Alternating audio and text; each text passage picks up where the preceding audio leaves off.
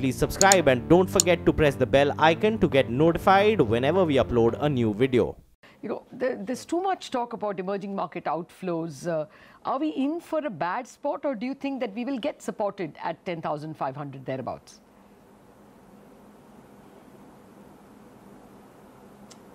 Lata, I think we have difficulties ahead for the market. I don't know about the index, but it's possible that we are already in a stealth bear market, and the index is misleading us. The Nifty is up 2% for the year, which says that it's a flat year, and after a great 2017, what's wrong with a flat year? But the mid-cap and small-cap indices since the start of the year, and particularly measured since the day of the budget, is down between 15 and 20%. So they are already qualifying. If you look at the CNX 500, you'll find that most stocks are getting into that zone where you would say they've fallen nearly 20% and qualifying for some kind of a bear grip. It's not an outright bear market yet, clearly, but I think there are parts of the market, large parts of the market, which are in a stealth bear market already.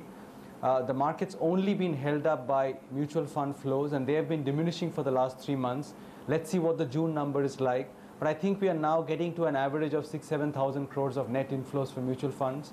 If that number starts to slip, if SIPs for some reason start to slip up, I think this market has a whole lot of downside from here, because you can rattle off 10 negative triggers and probably just about 2 positive triggers going for the market at this point in time.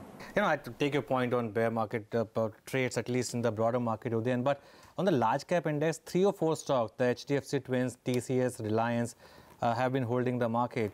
So what happens now if there's a mean reversion? Do you think the large caps also fall, or mid caps start to see some bit of rally from here? Because it just cannot go on for too long, right? That the index stays flat while there's a lot of distribution in mid caps. Well, that's the most interesting question right now, Anuj, frankly, because if you look at the Nifty's composition, I mean, that's very interesting. You highlighted some of it. But I think there is one clear trend which is playing out, which is that people just want to protect their money, as your previous guest was talking about. And their way of protecting money is to either be in exporters or to be in ultra high quality names. They do not want to buy anything else. So the IT index inside the Nifty accounts for about 13% weightage. If you look at 5 other stocks outside of IT, which is the HDFC Twins, Kotak and IndusInd, the 2 private banks, and HUL, which is all ultra high quality as we know, these 5 plus the 4 IT stocks account for 40% of the Nifty. Now 40% of the Nifty is high quality plus exporters, and that is where the money is going, the SIP money, etc., and preventing the market from coming down, which is why you're still 10,700 Nifty, which is not too bad. You're up for the year, but the carnage is happening underneath that.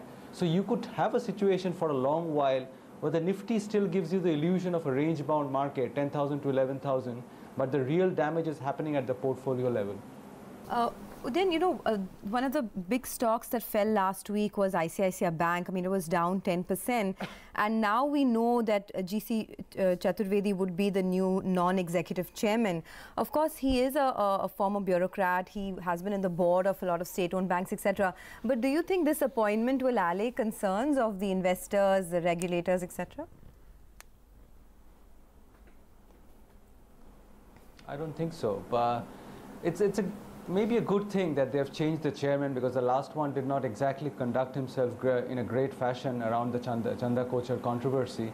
But if these reports, and we spoke last time I was here about ICICI Bank and how maybe the stock is bottoming out now, and subsequently you hear about stories of window dressing, etc. We don't know what is true and what will come out.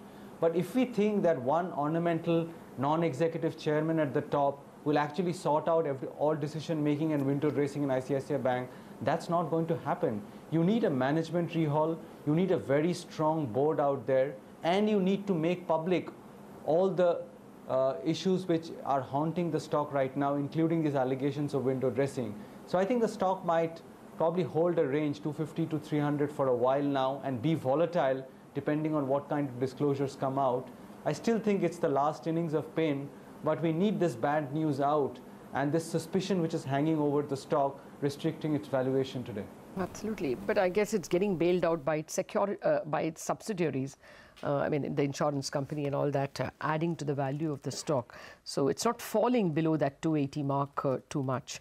But speaking about banks, I guess it's the IDBI deal that is perhaps a bigger shocker in terms of governance standards. The IRDA permission came surprisingly easily. What are your thoughts? Well, you said it, Lata. You used the word shocker. I mean, what more can one add to that? It is completely a shocker. But we shouldn't be surprised, right? I mean, we've seen, down the years, so much of public money being wasted, either directly by the government or through institutions or companies owned by the government. And I think this is an important, I don't think IDBI Bank can be turned around by LIC. I mean, the rot goes far deeper. It's really wishful to think that an LIC pumping in 10,000 crores will change anything at the bank. I mean, we've seen what happened with the last round of recapitalization, which everybody was talking about, a miracle and a game changer for the Indian economy. That money has gone down the drain and nobody's asking any questions. And exactly the same will happen with IDBI Bank. But there is a broader lesson in all of this. I think for investors, the lesson should be stay away from public sector stocks. Because at any moment, the government can just, through a phone call, make you take a capital allocation decision which goes against your every interest. It happened with oil companies, it happens with power companies, it happens with pretty much everything.